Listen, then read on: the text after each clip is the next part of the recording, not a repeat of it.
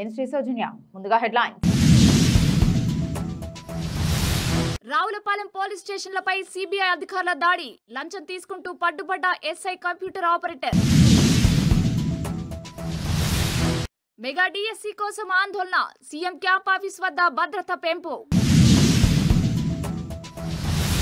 ప్రమాద బాధితులకు ex gratia. తీవ్ర గాయాలైన వారికి 2.50 లక్షలు ప్రకటించిన రైల్వే శాఖ. అమెరికా మాజీ అధ్యక్షుడు ట్రంప్ ఇంట విషాదం. మెలినియా తల్లి మృతి. బీబీపేటలో కళ్యాణ లక్ష్మి చెక్కులను పంపిణీ చేసిన ఎమ్మెల్యే. ఈ పథకం నిరుపేదలకు వరమన్న వెంకటరమణారెడ్డి. రాహుల్ జోడే న్యాయయాత్రకు బ్రేక్. మణిపూర్లో అనుమతి నిరాకరణ. అమెజాన్ ప్రతినిధితో సీఎం భేటీ. పెట్టుబడులపై ప్రధాన చర్చ. టీడీపీ అధికారంలోకి వస్తే విద్యుత్ ఛార్జీలు తగ్గిస్తామన్న చంద్రబాబు. బొబ్బిలిలో రా కదిలిరా సభలో బాబు వెల్లడి. రెసా నారాయణకే డివిజన్ అధ్యక్షుడిగా ఈశ్వర్ ఎన్నిక. శ్రావ్య టీవీ కథనానికి స్పందన, కృతజ్ఞతలు తెలిపిన అధికారులు. ఇక వివరాల్లోకి వెళ్తే, కోనసీమ జిల్లా రావులపాలెం పోలీస్ స్టేషన్లో ఎస్ఐ వెంకటరమణ, కంప్యూటర్ ఆపరేటర్ సత్యప్రసాద్లు లంచం తీసుకుంటుండగా ఏసీబీ అధికారులు దాడి చేసి పట్టుకున్నారు. ఏసీబీ అధికారులు తెలిపిన వివరాల ప్రకారం తూర్పుగోదావరి జిల్లా ఆనపర్తి మండలం పొలంహర్కు చెందిన సత్తి విజయ రామకృష్ణారెడ్డి జియో ఫైబర్ డిస్ట్రిబ్యూటర్ గా పనిచేస్తున్నాడు. ఇటీవల రావులపాలెంలో జియో ఫైబర్ డిస్ట్రిబ్యూటర్ కు చెందిన ఫైబర్ నెట్ కేబుల్ కారణంగా ఒక బ్యాంకు అసిస్టెంట్ మేనేజర్ మరణించాడని ఏసీబీ అధికారులు తెలిపారు. దీంతో విజయ రామకృష్ణారెడ్డిని పోలీస్ స్టేషన్ కు పిలిపించారు. రావులపాలెం పోలీస్ స్టేషన్ లో మంగళవారం రాత్రి ఎస్ఐ ఆదేశాలతో కంప్యూటర్ ఆపరేటర్ సత్యప్రసాద్ 25,000 బాధితుడి నుండి లంచం తీసుకుంటుండగా రాజమహేంద్రవరం నుండి అవినీతి నిరోధక శాఖ అధికారులు రెడ్ హ్యాండెడ్ గా పట్టుకున్నారు. గుంటూరు జిల్లా తాడేపల్లిలోని సీఎం క్యాంప్ కార్యాలయం వద్ద పోలీసులు భద్రతను కట్టుదిట్టం చేశారు. మెగా డిఎస్సి ప్రకటించాలని, ఉద్యోగాలు భర్తీ చేయాలని డిమాండ్ చేస్తూ సీఎం క్యాంప్ ఆఫీస్ ముట్టడికి డివైఎఫ్ఐ విద్యార్థి సంఘాల నేతలు పిలుపునిచ్చారు. వారికి విజయవాడలోని పోలీసులు అడ్డుకోగా ఆ సమయంలో పోలీసులు విద్యార్థుల మధ్య తీవ్ర వాగ్వాదం చోటు చేసుకుంది. అనంతరం విద్యార్థి నేతలను పోలీసులు అరెస్ట్ చేశారు. నాంపల్లి రైలు ప్రమాద బాధితులకు రైల్వే శాఖ ఎక్స్ గ్రేషియా ప్రకటించింది. తీవ్ర గాయాలైన వారికి 2.50 లక్షలు, స్వల్పంగా గాయపడ్డ వారికి 50,000 ఇవ్వనున్నట్లు వెల్లడించింది. చార్మినార్ ఎక్స్ప్రెస్ పట్టాలు తప్పడంతో అందులోని 6 ప్రయాణికులు గాయపడ్డ విషయం తెలిసిందే. అమెరికా మాజీ అధ్యక్షుడు డొనాల్డ్ ట్రంప్ ఇంట విషాదం నెలకొంది. ఆయన అత్త అమలియా నావ్స్ అనారోగ్యంతో మృతి చెందారు. ప్రస్తుతం ఆమె వయసు 78. ఈ విషయాన్ని ట్రంప్ భార్య మెలినియా ట్రంప్ ప్రముఖ సామాజిక మాధ్యమం ఎక్స్ ద్వారా తెలియజేశారు. కామారెడ్డి జిల్లా బీబీపేట్ మండల కేంద్రంలోని తహసీల్దార్ కార్యాలయంలో కళ్యాణ లక్ష్మి, షాదీ ముబారక్ చెక్కులను ఎమ్మెల్యే వెంకటరమణారెడ్డి పంపిణీ చేశారు. మహిళలు ఈ కళ్యాణ లక్ష్మి డబ్బులను వృధా చేయకుండా అవసరానికి తగ్గట్టు వినియోగించుకోవాలని ఎమ్మెల్యే సూచించారు. ఈ కార్యక్రమంలో అధికారులు, అన్ని గ్రామాల సర్పంచులు, ఎంపీటీసీలు పాల్గొన్నారు.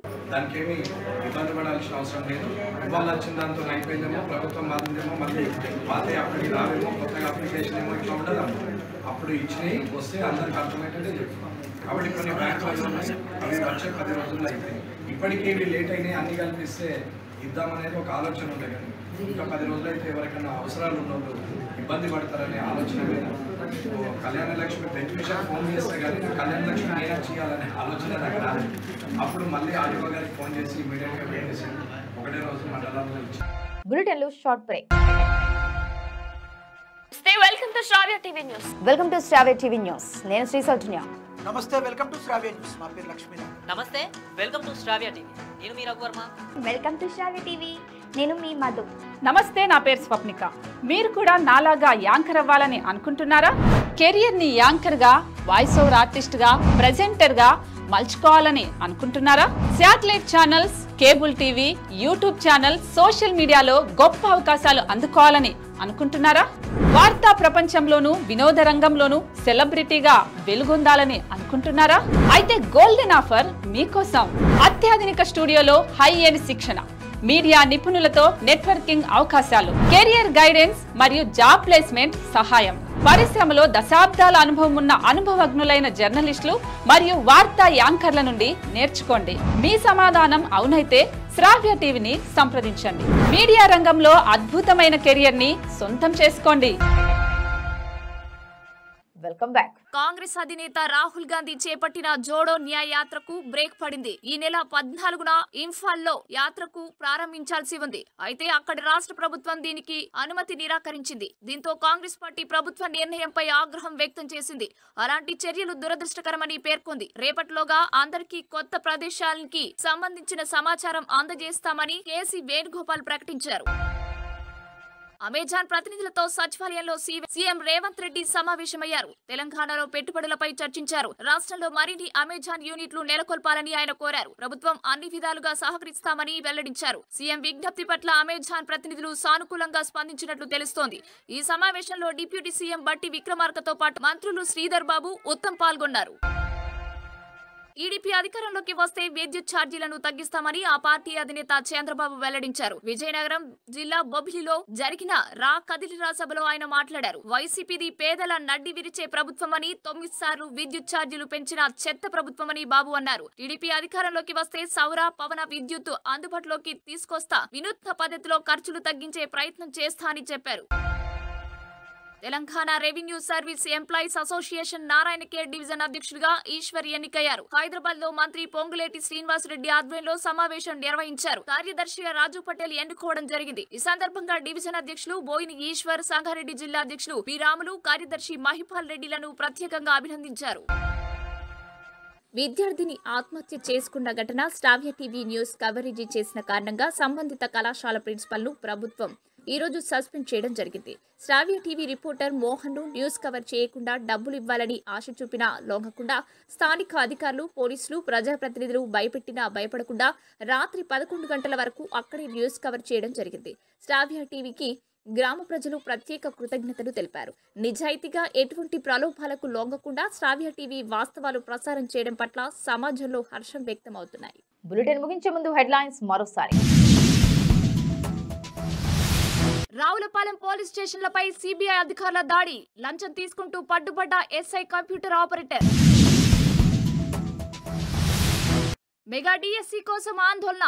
సీఎం క్యాంప్ ఆఫీస్ వద్ద భద్రత పెంపు. ప్రమాద బాధితులకు ఎక్స్గ్రేషియా. తీవ్ర గాయాలైన వారికి 2.50 లక్షలు ప్రకటించిన రైల్వే శాఖ. అమెరికా మాజీ అధ్యక్షుడు ట్రంప్ ఇంట విషాదం. మెలినియా తల్లి మృతి. బీబీపేటలో కళ్యాణ లక్ష్మి చెక్కులను పంపిణీ చేసిన ఎమ్మెల్యే. ఈ పథకం నిరుపేదలకు వరమన్న వెంకటరమణారెడ్డి.